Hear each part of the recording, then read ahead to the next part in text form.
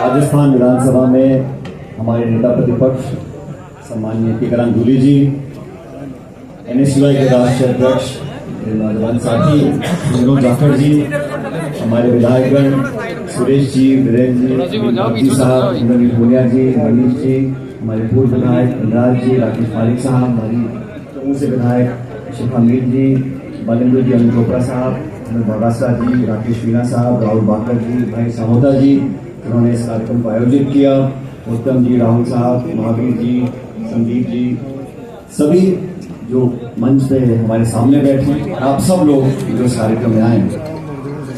दोस्तों, अभी विनोद जाखड़ जी ने और टीकाराम जी ने बहुत विस्तार से पूरे मुद्दे को आपको समझाया। आप सब जानकार लोग हैं, सारी बातों को जानते हैं और मैं बधाई देना चाहता हूँ सबसे पहले विनोद जाखड़ जी को कि उन्होंने शुरुआत करी छात्र के चुनाव से, फिर प्रदेश में काम किया, प्रदेश के अध्यक्ष बने और राहुल गांधी जी ने उनको पूरे देश के नौजवानों की एक तरह से कप्तानी सौंपी है छात्रों की, और वो पूरे देश में मैं देखता हूँ, मुझे लगता था मैं ही बहुत ज्यादा घूमता हूँ देश में, लेकिन विनोद जी ने सारे टिकट खरीद डाले, चेन्नई से लेकर लद्दाख तक और उत्तराखंड से लेकर जयपुर तक, जगह जगह जाकर ये हमारी जिम्मेदारी बनती है, नैतिक भी और हमारे पद की भी, कि हम जाएं, लोगों को जागरूक करें। और जो आंदोलन आज छात्र कर रहे हैं, ये आंदोलन कांग्रेस पार्टी का नहीं है, ये जो जनभावना है ये नौजवानों की है।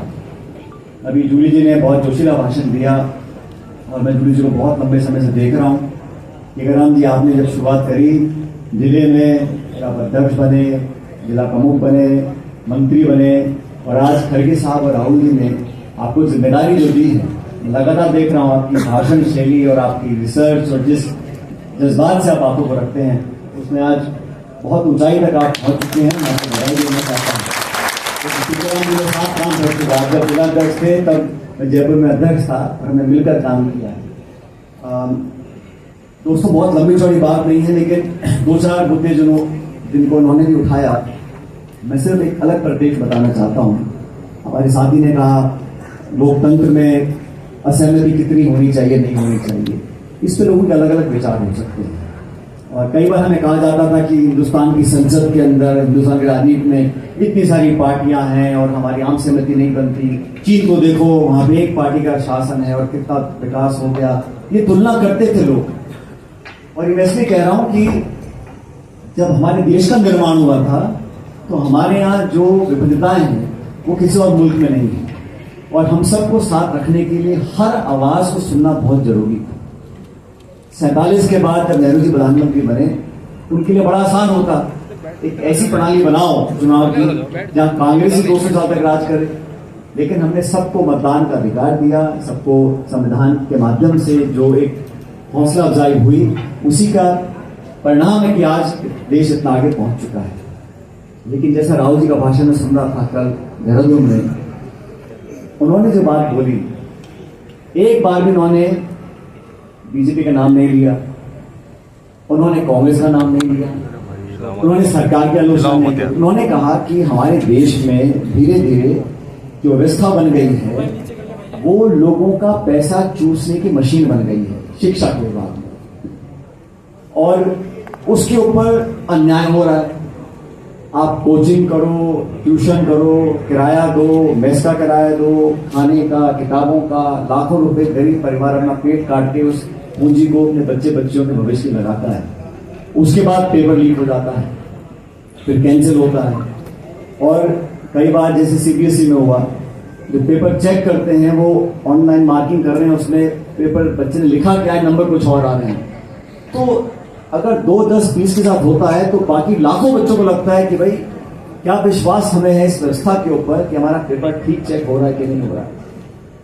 और जो पेपर लीक, अभी सवाल एक हमारी छात्रा ने किया, पेपर लीक कोई एक छात्र या किसी 10 अधिकारियों के माध्यम से नहीं हो सकता, ये एक सिंडिकेट बन जाता है, इसमें सब इन्वॉल्व रहते हैं, और छोटे मोटे कर्मचारियों के बस की बात नहीं है।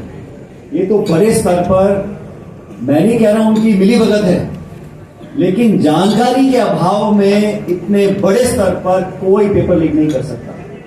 और जो ऊपर बैठा संरक्षक है वो ही अगर इस काम को होने दे, उनकी नाक के नीचे हो रहा है और उनको जानकारी नहीं है, तो और भी बड़ा पाप है। आपके पास जिम्मेदारी इस बात की है कि निष्पक्ष पारदर्शी आप परीक्षा कराएं, और बच्चों को वैसी नौकरियां बहुत कम है। आज मैं देखता हूं MA, डबल MA छात्र छात्राएं पास होकर क्लास 3rd क्लास की 4th क्लास की नौकरी की अप्लाई करते हैं। क्यों? क्योंकि देश में ऐतिहासिक बेरोजगारी है। मैं चर्चा नहीं करना चाहता हूं महंगाई कितनी है, किसानों का क्या हाल है, मध्यम वर्ग का क्या हाल है, पेट्रोल डीजल की क्या दाम है, वो आप सब जानते हो। लेकिन मुद्दा यह है कि जवाबदेही किसकी है। नीट का पेपर पिछली बार लीक हुआ, CBI की जांच हो गई, CBI ने किसको जेल में डाला, किसका इस्तीफा हुआ, वो जांच की रिपोर्ट है कहां, किसी को मालूम नहीं।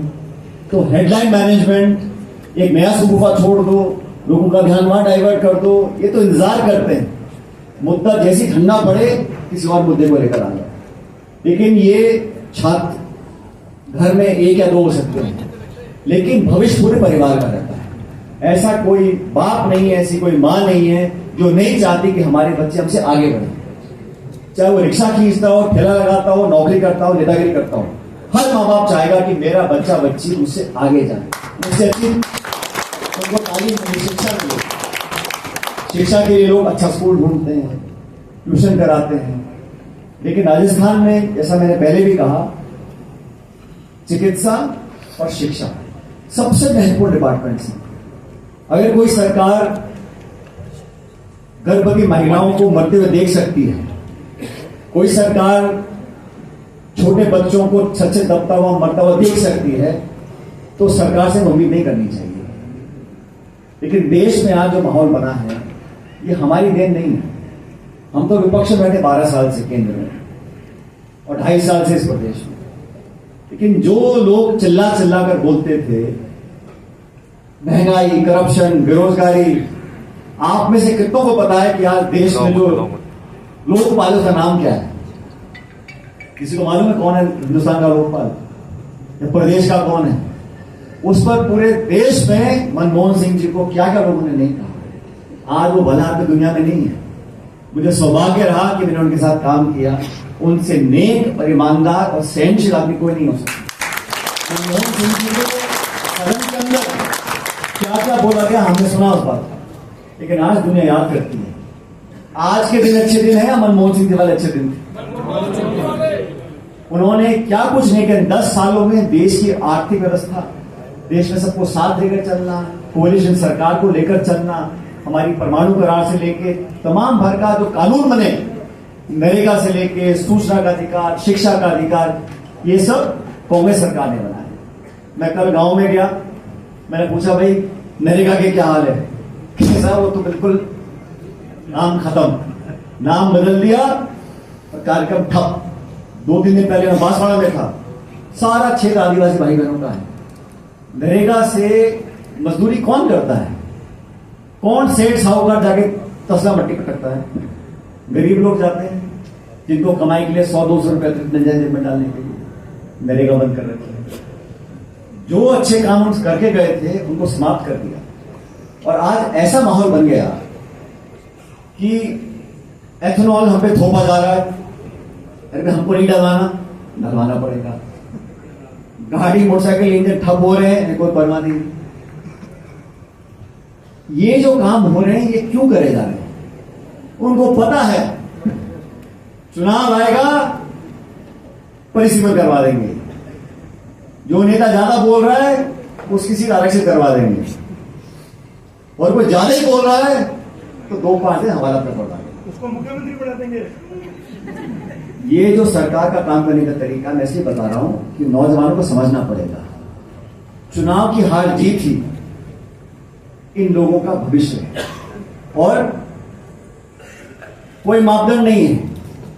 जैसा टीकाराम जी ने कहा, जो विरोध करना चाहता है, हमारे देश पहले आंदोलन हुआ करते थे, सरकार किसी की भी हो, नेहरू जी की हो, इंदिरा जी की हो, मनमोहन सिंह जी की हो, एक लेबर मूवमेंट होता था, स्टूडेंट मूवमेंट होता था, लोगों से संवाद होता था, लॉन्ग मार्च निकाले जाते थे, हमारे कम्युनिस्ट भाई बहन निकालते थे, अलग पार्टी के लोग निकालते थे, एक संवाद होता था। कोई विपक्ष नेता कुछ बोलता था, उससे पूछा जाता था, उससे एक संपर्क साधा जाता था। आज जिस प्रकार वांगचुक जी को उठाकर ले गए, वो लद्दाख का रहने वाला है। वो किसके लिए भूख हड़ताल में बैठे थे? देश में व्यवस्था बेहतर हो जाए इसलिए बैठे थे। ये सरकार का कायराना कदम था, कायरता का प्रतीक है। आप किसी आदमी के भूखे रहने से इतने घबरा जाओ कि आप वो कंबल में डाल के उनको उठा के ले गए, मतलब आप संवाद करना नहीं चाहते, आप नाक ऊंची करके बात करना चाहते हो। मुझे लगता है जो मुद्दा राहुल जी ने उठाया छात्रों को लेकर, पूरे देश में हमें उसको आगे ले जाना पड़ेगा शांतिप्रिय तरीके से। दबाव झेलने का इस सरकार का कोई सरोकार नहीं है। और भाषण क्या देते थे? ना खाऊंगा ना खाने दूंगा।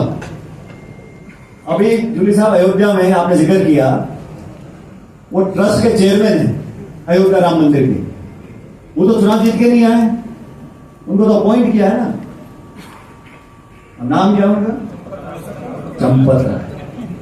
पूरा चंदा चंपत कर गए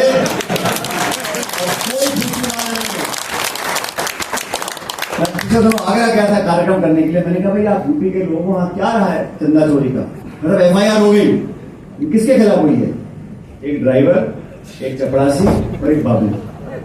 और उनका इस्तीफा स्वीकार कर लिया गया। जिन्होंने चंदा चोरी अपने सामने खोते हुए देखी या करी, मैं नहीं जानता हूं, उनका बाइज्जत इस्तीफा स्वीकार किया, उनको बर्खास्त नहीं किया गया।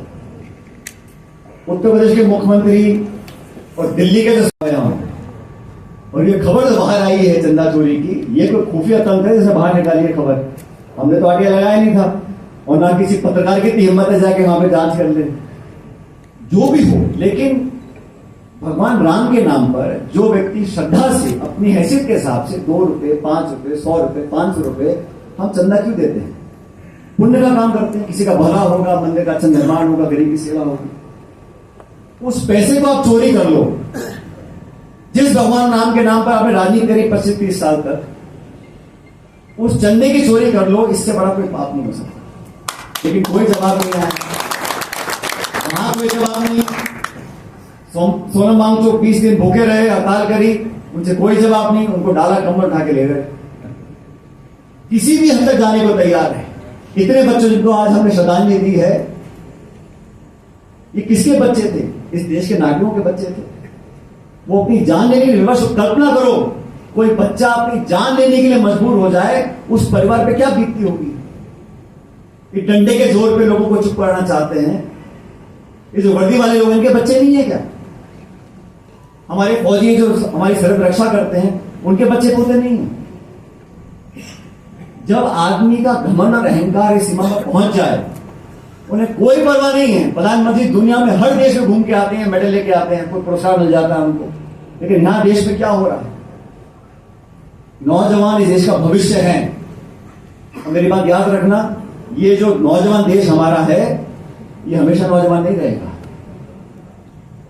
हमारी जो संख्या है, हमारी जो जनसंख्या है 140 करोड़ है, और जो युवा वर्ग है, बहुत बड़ा वर्ग युवाओं का है। कि 20 साल के बाद जब उम्र बढ़ेगी तो रोजगार वाले पाने लोगों की जो संख्या वो कम होती रहेगी। जो बुजुर्ग हैं, जिनको मदद की जरूरत है, जिनका स्वास्थ्य खराब रहता है, वो बहुत बड़ा बोझ है। पूरे यूरोप में, जापान में जो वृद्ध लोग हैं, उनकी संख्या बढ़ गई है, काम करने वाले लोग नहीं। हमें आज सोचना पड़ेगा, अगर ये 10-15 साल हमने गंवा दिए और सार्थक रोजगार बच्चों को, नौजवानों को नहीं दिया, तो आने वाले 20 साल के बाद बहुत बड़ी दिक्कत पैदा होगी, सामाजिक दिक्कत पैदा होगी। हमारे देश में बीमा, सोशल सिक्योरिटी नहीं, हमारा घर परिवार ही है, पड़ोसी रिश्तेदार है जो देखभाल करते हैं हमारी। इन सब बातों के बारे में आपको सोचना पड़ेगा। हम सब इस अभियान से जुड़े हुए हैं। आज कोई चुनाव नहीं, कोई वोट नहीं पड़ रहे, लेकिन नौजवान हमारे देश के जो बच्चा बच्ची हैं, वो किसी जाति बिरादरी के हों, हमारी अमानत है। और मैं बार बार सालों से बोलता आया हूं, इस देश में किसी को अधिकार नहीं, कोई नेता हो, अभिनेता हो, अधिकारी हो, पूंजीपति हो, कोई भी हो, देश के नौजवानों के भविष्य से खिलवाड़ करने का अधिकार किसी को नहीं।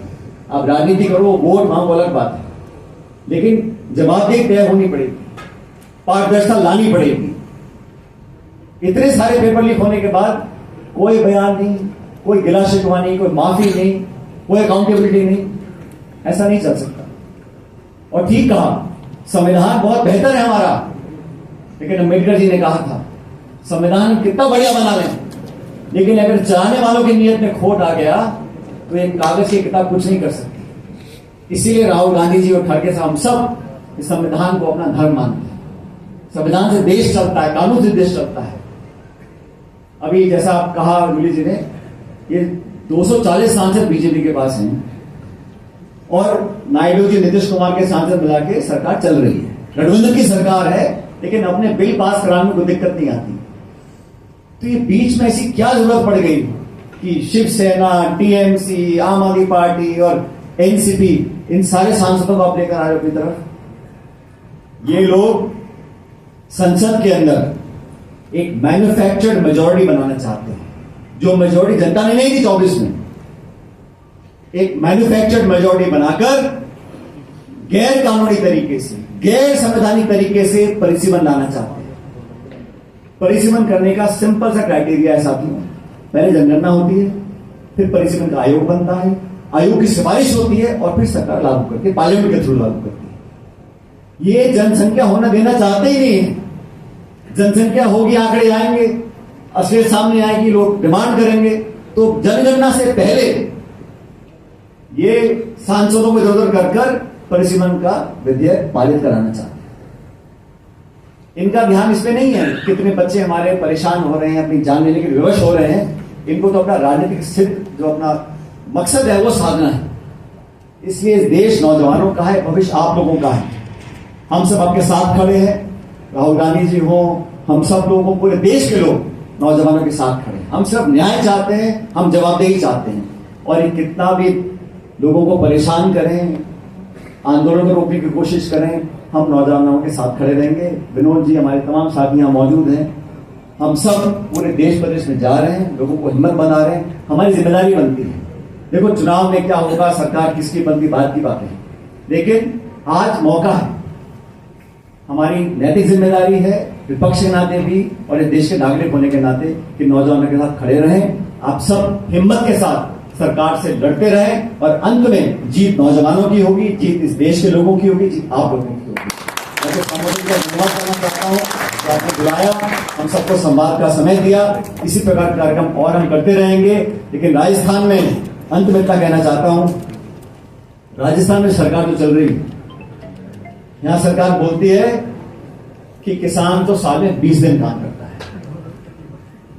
अब मुझे पता नहीं कौन से किसान आके मिल गए और कहा मुख्यमंत्री जी को कि हम तो 20 दिन काम करते हैं। मैं भी गांव में घूम के आया, ना खाद है, ना डीएपी है, ना यूरिया है, और हर तरफ से किसान पिस रहा है। नौजवान आक्रोशित है, मध्यम वर्ग परेशान है और किसान को कोई उपाय नहीं दिख रहा। पूरे प्रदेश में जो हालात बने, सिर्फ ये अखबार, विज्ञापन, होर्डिंग, झंडा, बैनर, पोस्टर से अपना काम चला रहे हैं। हकीकत में धरातल में सरकार की गवर्नेंस नहीं है। आप लोग संतोष रखो।